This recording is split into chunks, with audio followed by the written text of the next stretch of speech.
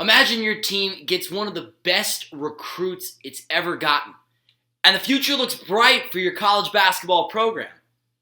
And then, the next year, that same player walks out the door. Today I'm here to talk about why the transfer portal sucks.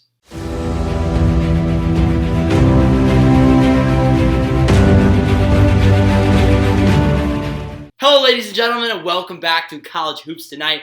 As always, I am your host, Austin Samuels, here with another episode. If you haven't subscribed already, subscribe down below to stay up to date with all of your off-season college basketball content. But let's get right back into the video.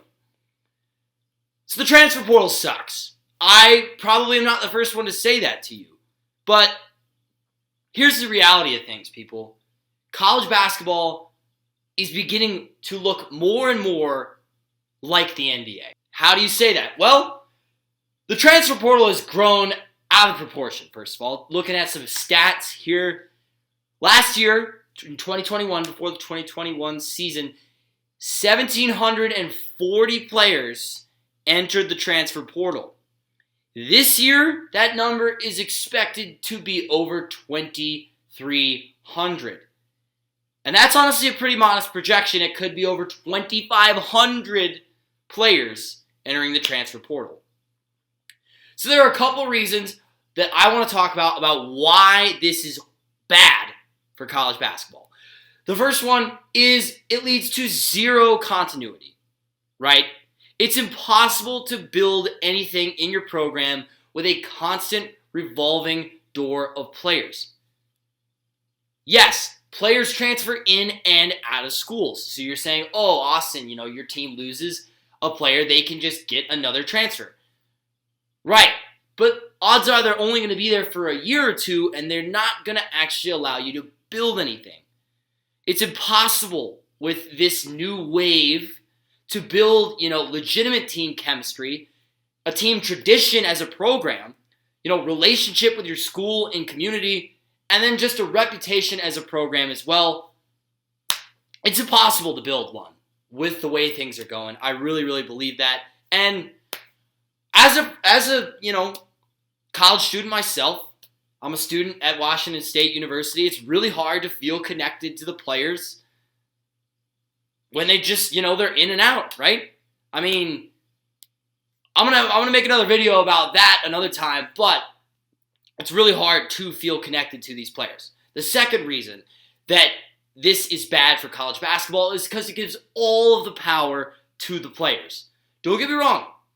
I like the players having power in college sports. I think some of it is long overdue. I do really like that they finally passed the NIL stuff. I fully support that. I think the players should be able to get paid, right? I'm with that.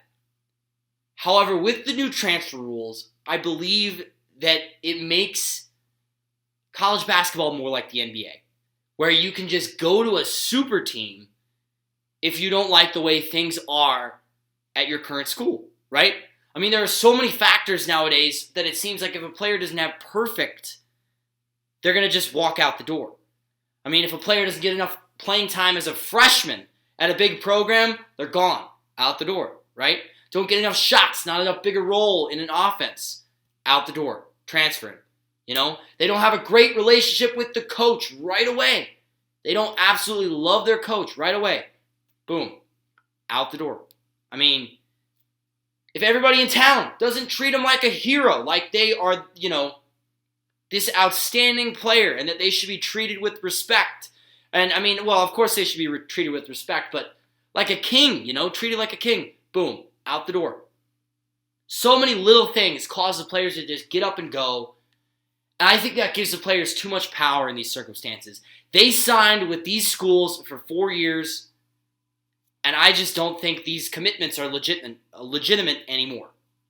Lastly, the third reason is there's a huge power shift, or it's just more of a power struggle in college basketball. Mid-majors are not going to grow because of this transfer portal epidemic, right? Small schools are going to stay small, and big schools are going to stay big. What do people love in college basketball? They love upsets. They love mid-majors. They love Cinderella teams going on runs in the NCAA tournament. This is going to happen less and less the more the transfer portal grows, because all of the good talent is most likely going to want to go to a bigger school where they can get more recognition, hopefully more playing time, and potentially a look at the NBA, right?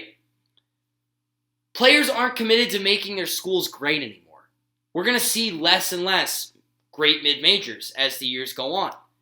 It's really disappointing to see as a huge college basketball fan myself. There's going to be less mid-major superstars, guys that we know like Jimmer Fredette, obviously, BYU's prodigy son. This past year, Peter Kiss for Bryant was the leader in the NCAA in points per game, 26 a game. He actually transferred. Proving my point right there. And then lastly, Max Asmus for Oral Roberts. There's going to be less and less people like this. I think it's an epidemic. The transfer portal sucks in college basketball. Don't even get me started about college football. But the transfer portal sucks, and I just told you why.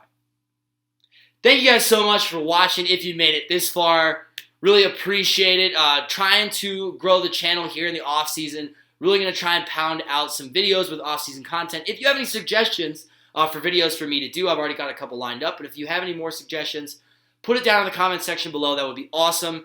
And thank you guys so much for watching. As always, I'm your host, Austin Samuels. Thank you for watching College Hoops Tonight, and have a great rest of your week.